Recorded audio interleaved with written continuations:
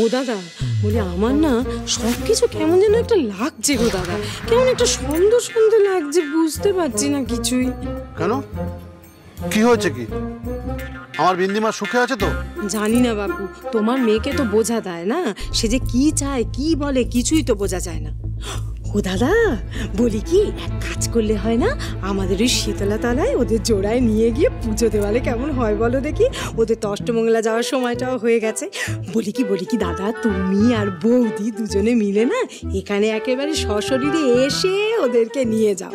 জোড়ায় যদি একবার পুজো দেওয়াতে পারো, দেখবে তুমি সব বিপদ একেবারে নিমেষে কেটে যাচ্ছে। দুজনে তখন না ভীষণ সুন্দর করে শান্তিতে সুখে সংসার করবে। দেখো তুমি, আমি যা বলছি মেলে কি না? হ্যাঁ, তুই ঠিকই বলেছিস। বেশ, আমি কালকেই আসছি। ঠিক আছে দাদা, ঠিক আছে, এসো। হ্যাঁ, একদম এসো, রাখছি। হ্যাঁ, কেমন?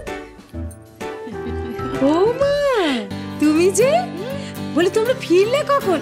অনেকক্ষণ ফিরেছো না, আসলে দেখা হয়নি তো তাই জিজ্ঞাসাও করা হয়নি। বলে ওদিকে সব ঠিকঠাক মিটলো? একদম ঠিকঠাক মিটে গেছে। বাহ, আচ্ছা বিন্দিমাকে কেন দেখছি না বলো তো? তোমাদেরকে দেখছি কিন্তু বিন্দিমা ও তো ঘরে, ও রেস্ট নিচ্ছে একটুখানি। আমি তাহলে একটু গিয়ে দেখা করি। কি বলছো? তুমি ঘরে কেন যাবে? তোমার এত বয়স হয়েছে, তুমি এখনো বুঝতে পারছো না? আরে ওদের তো নতুন সম্পর্ক, একটু প্রাইভেট টাইম দরকার তো। ঠিক ঠিক ঠিক ঠিক বলেছো একদম, তাই ওদেরকে ওদের মতন টাইম স্পেন্ড করতে দাও। হ্যাঁ ঠিক, কত বুদ্ধি তোমার।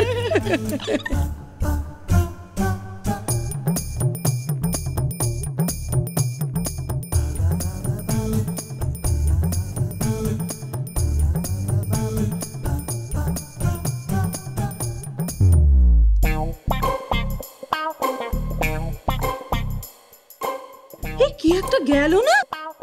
এই তো আমরা, এই তো আমি আমি আমি ও দুতি দুতি, বলো। এত রাত হয়ে গেছে, তুমি এখনো এখানে কেন? কেন এখানে? বনি, বলছি বাচ্চারা তো ঘুমিয়ে পড়েছে। হ্যাঁ, এবার তো আমরা আমাদের মতো করে একটু মি টাইম কাটাতেই পারি। হ্যাঁ চলুন, আমি তো ওয়েট করতে পারছি না। চলুন চলুন চলুন। এই মাগো মা, এরা কি? কি বলছে কি সকলের সামনে? কোনো লজ্জা শরম নেই? দেখো দুতি, ঋদ্ধিও ঘরের ভেতরে চলে গেছে, আমি আর অপেক্ষা করতে পারছি না, আমরাও যাই। চল। আই এম সরি পিসিমণি, কিছু মাইন্ড করবেন না প্লিজ।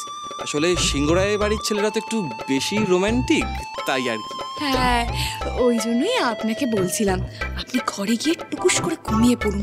কি দেখতে কি দেখে ফেলবে এ মা। সেই ভালো বাবু, আমি এখান থেকে যাই। Good night. Good night. আছি, শুভরাত্রি।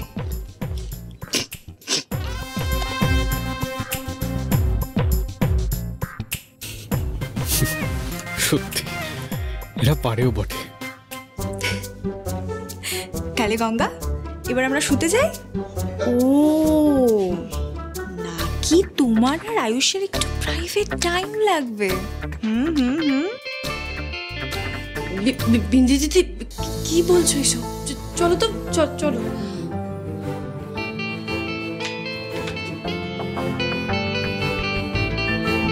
এত বড় বড় সব ছেলে মেয়ে হয়ে গেল, তাই ওদের বদমাইশি পাল্টেনি। অবশ্য না পাল্টালেই ভালো, এরকমই তো হাসি খুশি ওদের দেখতে চাই। আমার পাশে থাকার জন্য থ্যাংক ইউ। দেখ, তুই আমাদের জন্য এত কিছু করেছিস, আমরা তোর জন্য এইটুকুনি তো করতেই পারি, বল। আচ্ছা অনেক হয়েছে, আমরা কি এবার ঘুমোতে যাব? না, হ্যাঁ চলো চলো চলো চলো চলো চলো চলো চলো। দেখেছো কুমু, এ বাড়ির ছেলেমেয়েরা প্রমাণ করে দিল যে এই বংশের ঐতিহ্য, এ বাড়ির শিক্ষা ওরা আজও ধরে রেখেছে। ঠিক বলেছ গো, ঠিক বলেছ। পরের প্রজন্ম ব্যবসায় মন দিয়েছে। রিমঝিম, আয়ুষ, দিশা সবাই একেবারে প্রাণপাত করে দিল, বলো। আর শুধুই কি ওরা, তুমি দেখো গঙ্গা, বিন্দি, ওরাও কি কম পরিশ্রম করলো?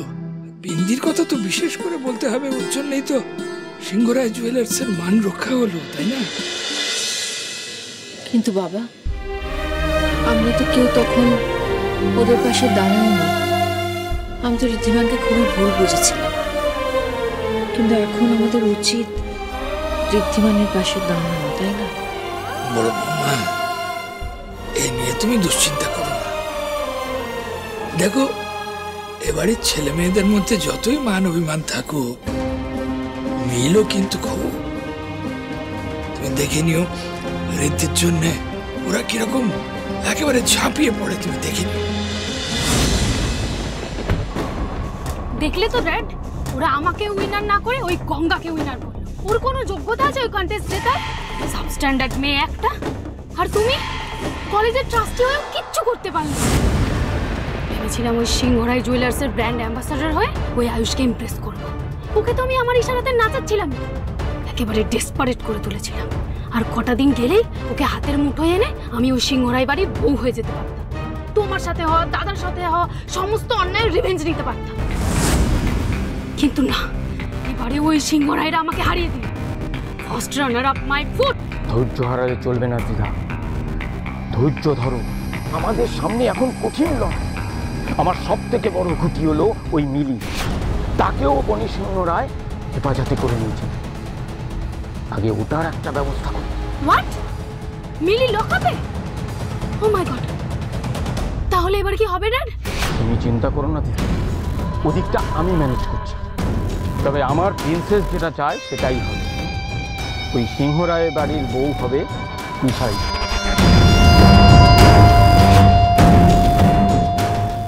শুধু মিলি ওদিকে মুখ খোলার আগেই, আমার দিকে সবটা ঘুরে যাওয়ার আগেই আমাকে একটা বড় চাল দিতে হবে। আমাদের কালেকশন আর কন্টেস্টের নিউজ দেখো, সোশ্যাল মিডিয়াতে ছেয়ে গেছে।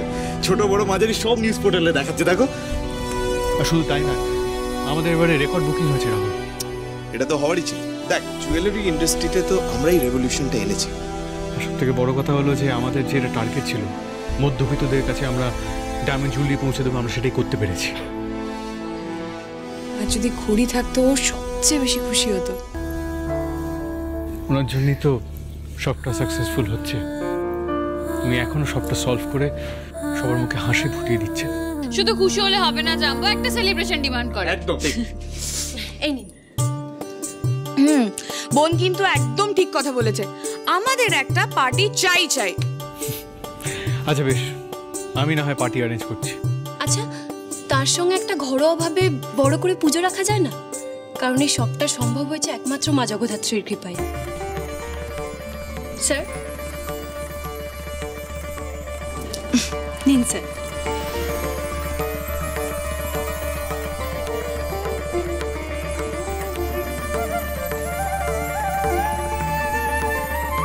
আপনি আজকেও প্রসাদ নেবেন না?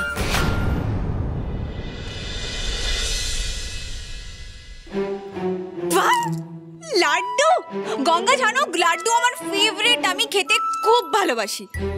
আচ্ছা, কিছু প্ল্যান হচ্ছিল মনে হচ্ছে, পার্টি? আমাদের সাকসেস সেলিব্রেট করার জন্য পার্টি। ওয়াও, কিন্তু পার্টি তো হতেই থাকে।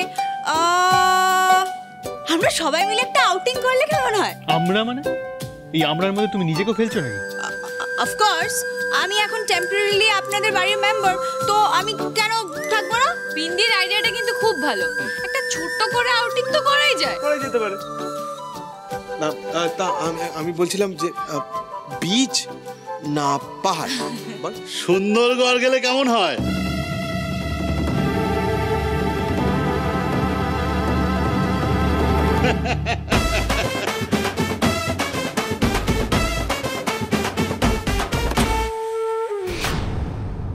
বিশ্বাস করো, আমি এসব কিছু করিনি।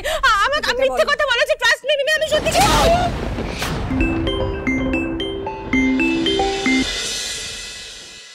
হ্যালো, হ্যাঁ বল, কি কারণে কল করেছিস? আজ বিকেলে কিন্তু রিসর্টে পার্টি আছে দিশা, ভুলিসনি তো? না। আর আজ কিন্তু তোরই ট্রিট দেওয়ার কথা ছিল, সেটাও নিশ্চয়ই ভুলিসনি। নাকি ট্রিট দেওয়ার ভয় পালিয়ে গেলি রে? শোন, আমার মনে হয় তোরাই ভুলে গেছিস, দিশা সিংহরায় পরিবারের মেয়ে, তাই কাউকে ট্রিট দেওয়ার জন্য দিশা ভয় পালিয়ে যায় না। আর পালাবেও না।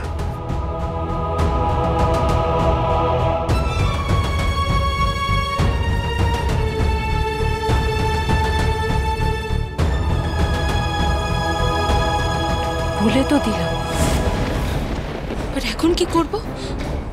ওদেরকে তো বলেও দিলাম যে ট্রিট দিতে দিশা কাউকে ভয় পায় না, কিন্তু আমার কাছে তো টাকা নেই, ফুটো করেও না, আমি কি করব? আচ্ছা, মিমির ব্যাগ থেকে কিছু টাকা নিয়ে নেব। মিমি তো নিচে ব্যস্ত। হ্যাঁ, এটাই চান্স।